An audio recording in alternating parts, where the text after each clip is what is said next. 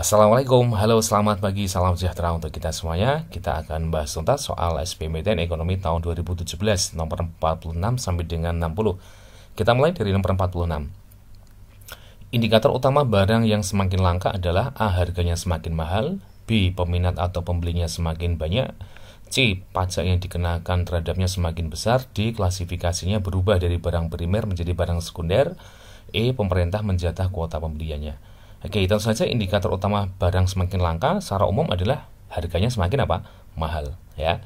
Ini indikator utamanya begitu. Jadi kalau peminat atau pembelinya semakin banyak, ini belum tentu barangnya itu langka kan itu. Ya, bisa jadi barangnya tersedia kok, ya. Yang C, pajak yang dikenakan terhadapnya semakin besar, ini juga tidak bisa. Ini sebagai indikator itu barangnya langka. Ya, yang D, klasifikasinya berubah jadi barang primer menjadi barang sekunder, ya, juga tidak, ya. Pemerintah menjatah kuota pembeliannya juga belum tentu ini barangnya langka. Dijatah itu bisa jadi karena misalnya untuk pemerataan kan gitu. Jadi indikator umum secara utama ya itu barang-barang semakin langka adalah harganya semakin mahal. Jadi jawabannya adalah yang A. Nomor 47, jika peningkatan permintaan suatu barang lebih besar daripada peningkatan penawarannya, maka harga keseimbangannya adalah bagaimana? Ini berarti ada peningkatan permintaan dan peningkatan penawaran ya. Tapi di sini dibatasi bahwa peningkatan permintaan ini lebih besar dibanding peningkatan penawarannya. Kita ilustrasikan dalam gambarnya. Nah, ini adalah gambar di mana peningkatan permintaan lebih besar dibanding peningkatan penawaran. Gambarnya yang mana? Kurva demand. Demand itu permintaan ya. Ini geser ke kanan, ini berarti meningkat. Kurva S, penawaran, ini juga geser ke kanan. Ini berarti juga meningkat. Ada peningkatan penawaran. Tapi di sini pergeseran kurva demand, kurva permintaannya itu lebih lebar. Ya, berarti apa? Peningkatan permintaannya lebih besar dibanding peningkatan penawaran. Nah, apa dampaknya? Harga keseimbangannya bagaimana? Oke, untuk yang pertama, yang hitam dan hitam ini sebelum ada perubahan ya. Ini adalah PE, ini adalah harga keseimbangan sebelum peningkatan. Sedangkan HE adalah jumlah keseimbangan ya. Yang hitam juga ya, sebelum peningkatan. Nah, yang E itu disebut dengan equilibrium atau titik keseimbangan pasar sebelum ada peningkatan untuk yang warna hitam. Nah, ketika bergeser ke kanan semuanya, maka pertemuan kurva demand dan S yang baru yang warna merah itu membentuk titik equilibrium yang warna merah ini ya, keseimbangan pasar yang baru begitu. Jadi di sini harganya semakin apa ini? Oh, naik ya. Dari hitam ke merah ini ya. Jadi PE-nya semakin naik. Jumlah keseimbangan juga semakin apa? Naik. Jadi di sini jelas sekali bahwa kalau permintaan dan penawaran meningkat sama-sama meningkat, di mana peningkatan permintaan lebih besar dibanding peningkatan penawaran, harga keseimbangannya adalah apa? Naik. Ya, dan kuantitas keseimbangannya adalah naik. Jadi jawabannya adalah yang A ya. Oke, nomor 48. Susunlah berdasarkan angka elastisitas mulai dari yang tertinggi di antara kebutuhan manusia berikut. 1. Pakaian jadi, 2. Beras, 3. Telepon seluler atau handphone. Susunan yang benar adalah angka elastisitas. Berarti kita harus tahu dulu konsep elastisitas ya. Jadi elastisitas itu merupakan ukuran kuantitatif ya tentang atau ukuran kuantitatif yang nanti menunjukkan ya tingkat kepekaan atau responsivitas perubahan jumlah barang yang diminta atau ditawarkan akibat perubahan harga barang tersebut. Jadi ketika barang itu harganya berubah, itu nanti kan akan direspon oleh konsumen ya. Misalnya harga semakin mahal. Nah, kalau hukum permintaan kan kalau harganya semakin mahal, permintaannya menurun begitu. Tapi kan respon konsumen itu berbeda-beda tergantung dari barangnya. Ada barang kebutuhan pokok ya kayak beras gitu ya, itu harganya mahal misalnya naik lah gitu ya, misalnya 50% ya dari 10.000 menjadi 15.000. Apakah kemudian penurunan permintaannya luar biasa? Tidak.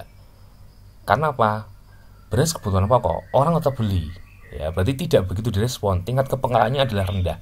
Itu nanti namanya inelastis. Jadi nanti koefisiennya lebih kecil ya, semakin kecil maksud saya ya. Inelastis itu nanti adalah kurang dari 1 ya, pecahan. Tapi kalau barang mewah ya, handphone misalnya, apalagi handphone yang paling banget banyak diinginkan tuh ya, yang sedang ramai di Twitter itu ya atau di medsos itu ya. Nah, harganya handphone yang bagus banget itu turun misalnya 50% ya, dari katakanlah 14 juta jadi 7 juta. Wah, itu responnya luar biasa. Ya, untuk handphone ini elastisitasnya adalah elastis. Ya, tingkat responsivitasnya tinggi ketika harga barangnya berubah. Ya, jadi untuk barang mewah ya, itu adalah yang sifat elastisitas permintaannya adalah elastis, di mana persentase delta H-nya itu lebih besar dibanding persentase delta P. Perubahan harga misalnya tadi ya, dari 14 juta handphone yang banyak diinginkan tadi turun 50%. Nah, peningkatannya luar biasa mungkin. Ya, jadi 7 juta mungkin beli yang bagus aja kan gitu. Itu barang mewah. Ya, sedangkan untuk barang kebutuhan pokok adalah inelastis tadi ya.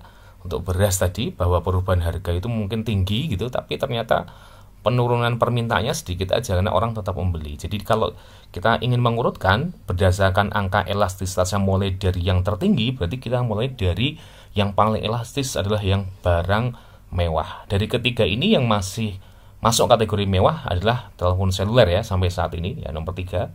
Kemudian pakaian jadi atau beras yang mungkin lebih pokok mana? Beras gitu kan. Berarti nomor 1 adalah apa? Pakaian jadi ya, urutan nomor 2-nya. Berarti handphone nomor 3, kemudian pakaian jadi nomor 1, dan beras nomor 2. Jadi urutannya adalah 3, 1, 2. Jadi jawabannya adalah B. Nomor 49, kendala yang dihadapi produsen untuk mengelola faktor produksi dapat digambarkan oleh kurva. Oke, kita lihat.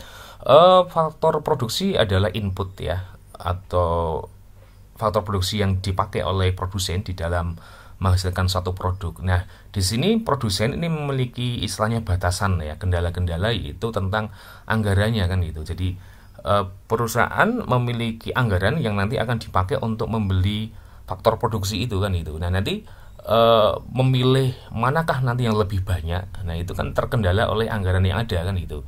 Jadi nanti untuk kendala yang dihadapi produsen ya untuk mengelola faktor produksi itu dapat digambarkan oleh kurva isu cost nanti ya.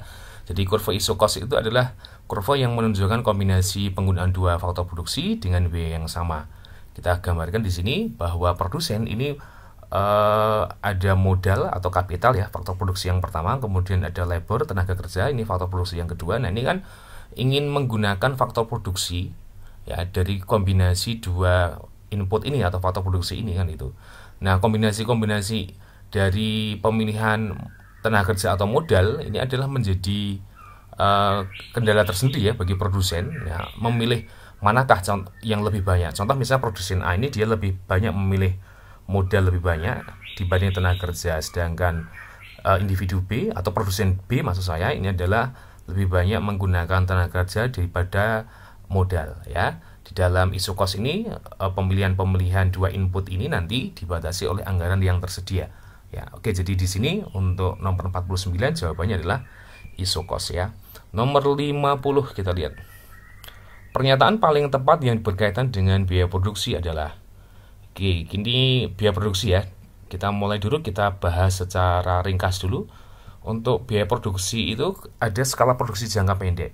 Dalam skala produksi jangka pendek itu ada dua biaya, yaitu biaya tetap dan biaya variabel. Ada fixed cost dan variable cost. Ya, sehingga nanti secara matematis dirumuskan TC atau biaya total ya, itu adalah biaya tetap ditambah biaya variabel. Total fixed cost ditambah total variable cost. Nah, kemudian kalau skala produksi jangka panjang itu semua biaya adalah variabel. Ya, berarti ini jawaban nomor 50 kebetulan di A sudah ketemu ya. Jadi pernyataan paling tepat yang berkaitan dengan biaya produksi adalah apa? Dalam jangka panjang semua biaya akan apa? Variabel. Ya, tapi kita akan bahas tuntas soal yang opsi jawaban yang lain ya. Oke.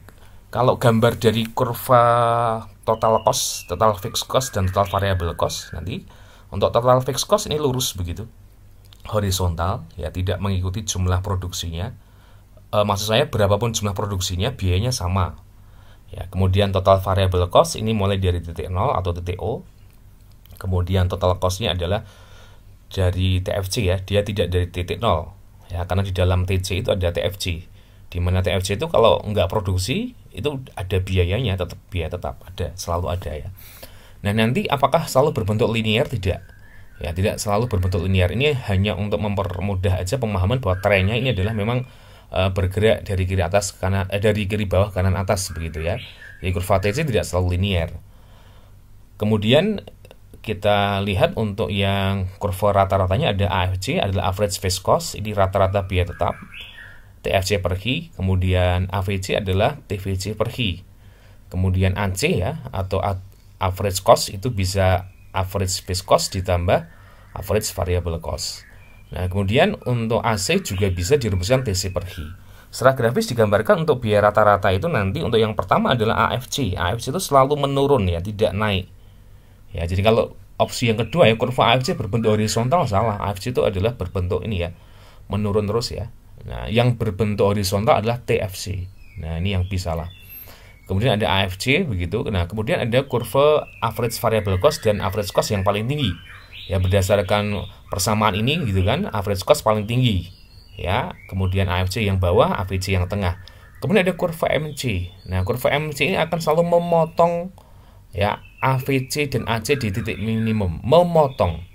Ya, opsi C itu AC dan AVC berbentuk U dan memotong MC ini kebalik. Yang memotong kurva AVC AC itu MC-nya justru. Kalau ini kan kalimatnya AC AVC memotong MC. Nah, kebalik. Harusnya kalau menggunakan kata-kata dipotong malah betul ya. Jadi yang memotong yang memotong AC dan AVC itu MC. Jadi MC adalah memotong AVC dan AC di titik apa? Minimum. Ya, ini kebalik. Kemudian kurva TC selalu berbentuk linier dan dimulai dari besarnya fixed cost, tidak mesti linier. Kemudian TC sama dengan TFC plus TVC plus MC, jelas salah. Ya, ini jadi jawabannya adalah yang A ya. Oke, nomor 51. Manakah pernyataan berikut ini yang benar berkaitan dengan pasar monopoli? Pasar monopoli adalah pasar dengan struktur hanya satu penjual ya. Ciri-ciri yang lain adalah tidak ada substitusi produk yang mirip. Jadi barang itu nggak ada pengganti sempurnanya, hanya satu produsen itu yang dia jual. Berarti ini potensi jadi monopoli ya, ketika hanya ada satu barang yang dihasilkan oleh satu produsen dan nggak ada penggantinya. Kemudian terdapat hambatan masuk pasar yang tinggi. Ya, kemudian sebagai penentu harga untuk produsennya adalah penentu harga ya, atau price setter. Yang monopoli itu nanti sebagai penentu harga, jadi penentu harganya yang menentukan produsen. Kurva permintaan yang dihadapi oleh perusahaan adalah kurva permintaan pasarnya juga. Ini maksudnya bahwa karena dia satu-satunya penjual, ya, permintaan konsumen itu nanti ya ketika ingin membeli satu produk itu pasti akan terjadi transaksi. Maksudnya pasti akan terjadi transaksi. Kenapa? Ya karena hanya ada satu penjual. Apa yang diinginkan konsumen ya, ketika ada produsen menawarkan satu produk begitu, dia tidak bisa lagi memilih kan gitu, maka dia langsung akan menyetujuinya. Jadi sehingga terjadi keseimbangan pasar secara langsung ya. Kayak misalnya kamu membeli bensin di SPBU begitu ya, pernah tidak Anda menawar? Kan tidak. Anda butuh bensin ya, berarti permintaan bensin kan dari Anda. Ketika Anda datang ya langsung beli, langsung setuju kan. Apa pernah nawar misalnya, oh ini Pertalite harganya 7.000 sekian, 2.000 aja, kan enggak kayak gitu. Nah, jadi kita lihat untuk pernyataan berikut yang benar berkaitan dengan pasar monopoli, terdapat barang substitusi, jelas salah ya. Pembeli menentukan harga, bukan. Yang menentukan harga itu penjual. Kurva permintaan pasar adalah juga kurva permintaan perusahaan. Nah, ini jawabannya. Ya, jadi jawabannya adalah yang C ya. Perusahaan tidak dapat menderita rugi, bisa, tetap bisa ya. Perusahaan menetapkan harga sama dengan penerimaan marginal, ya P sama dengan MR, ini nanti bukan di dalam pasar monopoli ya. Kalau di MR sama dengan AR sama dengan P itu nanti pasar persaingan sempurna, dan ini kalau laba maksimum itu nanti MR sama dengan MC. Ya, syaratnya begitu. Jadi ini salah ya. Nomor 51 jawabannya adalah yang C. Nomor 52. Besarnya produk domestik bruto dan produk nasional bruto suatu negara dapat dibedakan dengan menghitung. Nah, untuk menghitung PDB dan PNB itu nanti kita harus mengetahui dulu ya berapa pendapatan faktor produksi atau pendapatan neto maksud saya. Berapa pendapatan neto atas faktor luar negeri. Nah, ini jadi jawabannya nanti adalah C. Jadi apa sebenarnya pendapatan atas faktor produksi? Pendapatan neto atas faktor luar negeri.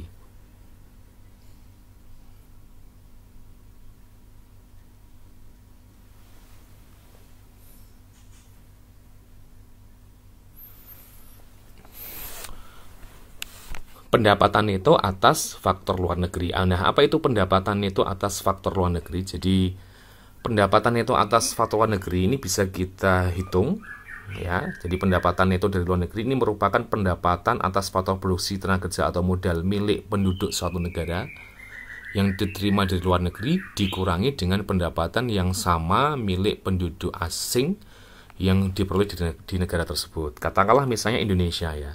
Jadi Indonesia itu misalnya kan ada warga negara Indonesia yang katakanlah menghasilkan produk, barang ataupun jasa di luar negeri. Nah, itu nanti pendapatan warga negara Indonesia yang di luar negeri itu nanti dikurangi atau diselisihkan dengan pendapatan dari penduduk asing yang ada di Indonesia. Ya, jadi nanti untuk nilai PNB Indonesia itu bisa jadi PDB Indonesia ditambah dengan pendapatan neto atas faktor produksi. Kalau nanti ternyata bahwa selisih antara pendapatan warga negara Indonesia di luar negeri sama pendapatan warga negara asing di Indonesia itu lebih besar atau lebih banyak pendapatan warga negara kita di luar negeri, maka nanti nilai pendapatan neto atas faktor produksi bernilai positif. Tapi bisa juga PNB Indonesia adalah PDB Indonesia dikurangi dengan pendapatan neto atas faktor produksi. Ini kalau ternyata pendapatan warga asing yang ada di Indonesia itu lebih besar ya dibanding dengan pendapatan dari penduduk Indonesia yang ada di luar negeri. Ya, ini jadi jawabannya adalah yang C. Oke, nomor 53, sumber anggaran pendapatan dan belanja daerah terdapat pada setiap provinsi di Indonesia kecuali adalah di APBD. Ini penerimaan APBD itu kalau yang berasal dari APBN ya ada dana perimbangan, yaitu terdiri dana alokasi umum dan dana alokasi khusus. Ini nanti semuanya memperoleh gitu. Kemudian dana bagi hasil adalah dana yang bersumber dari APBN yang dialokasikan kepada daerah berdasarkan angka persentase tertentu untuk mendanai kebutuhan daerah dalam rangka desentralisasi. Berarti ini yang tidak setiap provinsi dapat. Ya, di sini kan terdapat pada setiap provinsi ya, tapi kan kecuali. Berarti ini kan tidak setiap provinsi dapat, itu dana otonomi khusus. Dana otonomi khusus di tahun 2020 untuk wilayah Aceh, Papua dan Papua Barat. Jadi jawabannya adalah yang D. Nomor 55 ya. Berikut adalah data aset yang dimiliki oleh Bengkel Amar per 31 Desember 2016.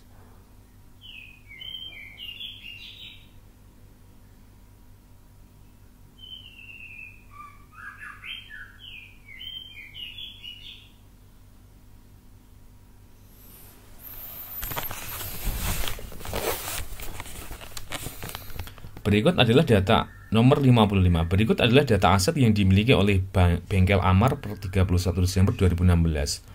Asuransi dibayar di muka 10 juta, kasnya 7,5 juta, pendapatan yang masih harus dibayar 5 juta, pendapatan yang masih harus diterima adalah 2.500.000, perlengkapan 12.500.000, peralatan adalah 20 juta. Oke, berdasarkan informasi tersebut ya, berapakah besar nilai aset lancar? Aset lancar atau namanya adalah aktiva lancar. Aktiva lancar adalah aktiva ini yang masa pakainya kurang dari 1 tahun ya, artinya bahwa ini adalah aktiva atau harta perusahaan yang sifatnya liquid ya, gampang dicairkan dalam bentuk uang tunai. Aktiva yang paling liquid tentu saja adalah kas itu sendiri kan. Urutannya ada kas ya, surat berharga, piutang dagang, piutang wesel, piutang pendapatan, beban dibayar di muka, ada perlengkapan persediaan barang dagang. Kalau aktiva tetap, ini aktiva yang masa pakainya lebih dari 1 periode akuntansi, di mana aset tetap ini nanti ada taksiran umur ekonomisnya ya, itu nanti lebih dari 1 tahun. Ini aktiva tetap, contohnya bisa tanah, kendaraan, gedung, mesin, dan peralatan. Oke, kita lihat di sini adalah aset yang lancar ya. Yang pertama adalah asuransi dibayar di muka, ini termasuk harta lancar 10 juta. Kemudian kas jelas ya 7,5 juta. Kemudian pendapatan yang masih harus dibayar. Nah, ini kalimatnya harusnya pendapatan yang masih harus diterima. Berarti ini bukan ya. Yang betul yang bawahnya ya, pendapatan yang masih harus diterima. Ini adalah harta juga lancar ya, nilainya adalah 2,5 juta. Perlengkapan juga harta lancar ya 12,5 juta. Nah, peralatan untuk masuk kategori harta tetap. Nah, masa pakainya lebih dari 1 periode akuntansi. Kita jumlahkan hasilnya adalah totalnya 32.500.000. Oke, jadi jawabannya adalah yang D. Nomor 54. Nah, ini kebalik ternyata ya. Oke, nomor 54. Manfaat atau kegunaan suatu barang dapat dikelompokkan sebagai berikut kecuali A. Manfaat bentuk, B. Manfaat guna pakai, C. Manfaat waktu, D. Manfaat tempat, E. Manfaat milik. Jadi ini adalah materi tentang nilai guna suatu barang ya. Jadi nilai guna suatu barang nanti ada 6. Yang pertama, barang itu bernilai karena ada perubahan bentuk, yaitu form utility ya. Contohnya misalnya kayu menjadi kursi, nilai gunanya semakin tinggi. Kemudian nilai guna tempat atau place utility, barang ketika berpindah tempat, lokasi, ya nilainya juga semakin tinggi. Ada time utility, nilai guna waktu, barang lebih bernilai ketika ada perubahan waktu ya. Contoh misalnya payung ketika musim hujan itu lebih bernilai ya dibanding ketika musim kemarau. Nilai guna kepemilikan atau ownership utility, suatu barang ketika sudah dimiliki oleh seseorang maka nanti akan lebih bernilai. Nilai guna dasar adalah barang bernilai itu karena ada sifat dasar ya yang ada pada barang tersebut.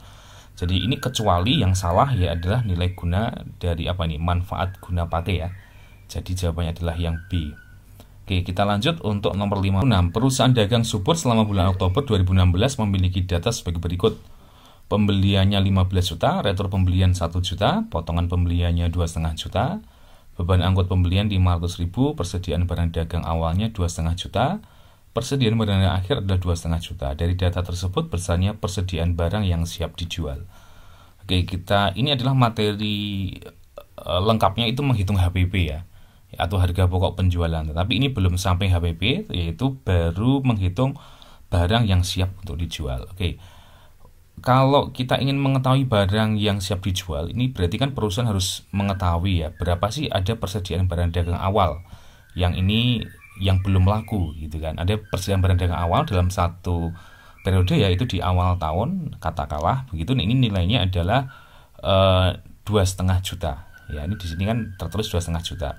Kemudian selama setahun itu kan perusahaan dagang kan kemudian membeli kan gitu ya. Jadi dia melakukan pembelian. Jadi pembeliannya adalah tertulis 15 juta. Kemudian beban angkutnya ditambahkan ke pembeliannya ya. Untuk harga perolehan barang dagangnya itu kan berarti pembelian ditambah dengan beban angkut pembeliannya yaitu 500.000 atau setengah juta. Sehingga nanti nilai perolehan persediaan barang yang baru dibeli itu adalah nilainya ditambahkan menjadi 15.500.000. Nah, dari nilai pembelian dan beban angkut pembelian ternyata ada kerusakan ya, dikembalikan ya. Di retur pembeliannya nih yang rusaknya adalah 1 juta ya, katakanlah rusak begitu aja. Kemudian ada potongan pembeliannya, ini juga mengurangi pembelian ya. Jadi retur pembelian dan potongan pembelian ini dijumlahkan ya, 1 juta ditambah 2,5 adalah jadi 3,5 ya. Maka nanti ini dikurangi, nilai pembelian bersihnya hanya 12 juta saja. Nah, itu saja untuk barang perusahaan sekarang ya. Ada barang lama yang belum laku yaitu barang dagang awal 2,5 juta. Kemudian dia melakukan pembelian bersih ya selama setahun itu misalnya 12 juta. Maka ini adalah jumlah barang yang siap untuk dijual atau barang yang tersedia untuk dijual adalah 14.500.000. Nah, ini berarti nanti jawabannya adalah yang B. Ya, saya lanjutkan kalau sampai ngitung HPP ya. Nah, nanti kalau ngitung HPP harus dihitung juga, diketahui setelah melakukan stock opening perhitungan gitu selama setahun ya. Di akhir periode maksud saya ini karena barang dagang akhirnya hanya 2,5 juta. Berarti yang laku ya ini adalah 12 juta. Itu kalau ngitung HPP ya. Tapi ini kan jangan terkecoh kamu ya. Yang ditanyakan hanya barang yang siap dijual. Ya, maka kamu harus benar-benar lihat soalnya ya. Jangan asal wah ini ngitung HPP langsung ya. Padahal yang ditanyain tidak sampai HPP. Yang ditanyain hanya sampai barang yang tersedia dijual. Jadi jawabannya adalah 14.500.000. Yang B ya. Oke, nomor 57. Pengawasan dan pengaturan terhadap operasional perbankan dilakukan oleh Bank Indonesia sebagai bank sentral. Nah, ini opsi pernyataan benar salah itu ya. Oke ya. Kemudian yang kedua, Bank Indonesia mempunyai tugas membuat kebijakan moneter. Nah, apakah pernyataan yang pertama ini adalah benar? Oke, ternyata untuk mengawasi perbankan ini sekarang bukan Bank Indonesia lagi. Ini sudah dialihkan kepada siapa? Otoritas Jasa Keuangan berdasarkan Undang-Undang Nomor 21 Tahun 2011. Ya, berarti pernyataan pertama adalah salah. Pernyataan yang kedua, Bank Indonesia mempunyai tugas membuat kebijakan moneter. Nah, ini masih di kewenangan dari Bank Indonesia. Berarti salah dan benar. Salah dan benar adalah jawabannya yang D ya. Oke, nomor 58. Perusahaan pada pasar persaingan sempurna yang memaksimalkan laba dihadapkan pada kondisi ketika harga sama dengan, oke, kita gambarkan kurvanya di sini.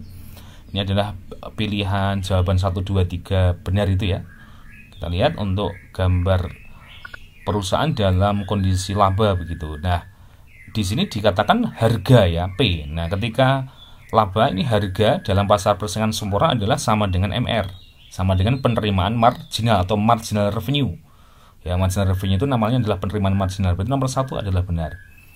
Nomor 1 benar, otomatis 3 benar ya. Jadi MR sama dengan P sama dengan D. Ya, ini MR-nya sama dengan MC. Ini kalau syarat laba maksimum kan itu. Ya, memaksimalkan keuntungan. MR sama dengan MC di titik C itu ya. Nah, MR sama dengan MC. Kemudian sama juga ya, harganya sama dengan AR. Nah, ini sama juga ya.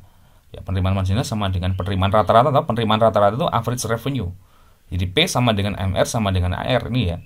MR adalah penerimaan marginal atau marginal revenue, AR adalah average revenue, penerimaan rata-rata. Ya. Berarti 1 2 3 benar ya. Kemudian harga sama dengan biaya rata-rata. Nah, ini salah. Kalau harga sama dengan biaya rata-rata itu nanti bukan laba ya. Berarti ini yang betul hanya 1 ya, 2 dan 3 ya. Kalau harga sama dengan biaya rata-rata ya adalah kayak gini nanti. Nggak ada labanya ini. Nah, ini memang jangka panjang. Ya, laba normal ya, bukan laba maksimal ya.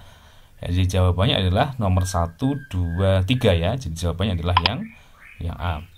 Oke, nomor 59. Data yang ada dalam neraca pembayaran diperlukan dalam penghitungan. Oke, neraca pembayaran ini adalah merupakan catatan sistematis semua transaksi ekonomi antara penduduk suatu negara dan penduduk negara lain yang menimbulkan pembayaran yang antar negara dalam jangka waktu tertentu, biasanya 1 tahun. Ini adalah catatan sistematis ya tentang transaksi penduduk suatu negara dengan negara lain. Nah, ini bisa dipakai untuk menghitung apa ini? Yang pertama, pertumbuhan ekonomi salah ya. Pertumbuhan ekonomi itu kan dihitung dengan PDB ya, PDB real ya, atau produk domestik bruto yang real. Ya, nomor 1 salah, otomatis nomor 3 juga apa? Salah. Laju inflasi dihitung dengan indeks harga konsumen. Data yang ada dalam neraca pembayaran diperlukan dalam penghitungan pendapatan nasional dengan metode penerimaan.